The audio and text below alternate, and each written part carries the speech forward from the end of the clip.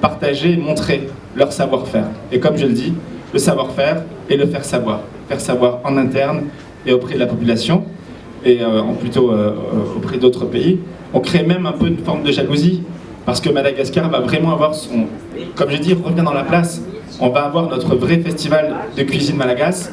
Et il y avait un temps un partenariat envisagé avec l'île de la Réunion et des structures culturelles locales, mais non, Madagascar, c'est un pays à l'ONU et qui a même d'avoir son propre festival indépendamment de l'histoire, indépendamment de tout ça.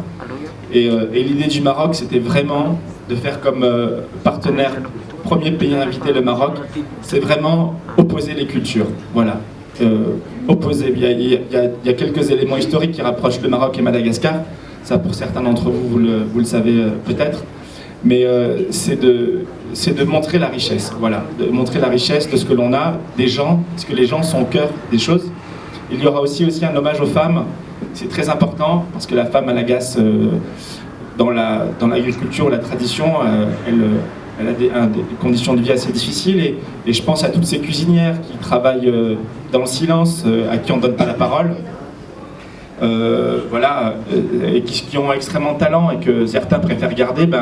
L'idée, c'est de rendre hommage par un défilé qu'on organisera donc le 12 décembre dans les rues d'Antananarivo. On n'a pas encore spécifié le lieu, on attend d'avoir plus de contact avec la mairie Tana. Vous savez qu'il y a des élections communales prochainement au mois de juillet, donc on verra avec la nouvelle municipalité, s'il y a une nouvelle municipalité, une nouvelle équipe.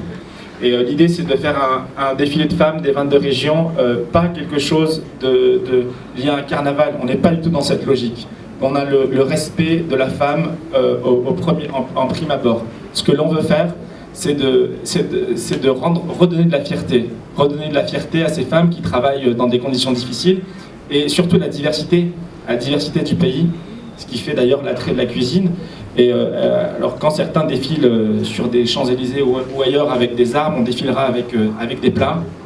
Oui, c'est très important, parce que voilà, Madagascar est une terre d'amour, une terre de partage, une terre d'accueil, et on aura donc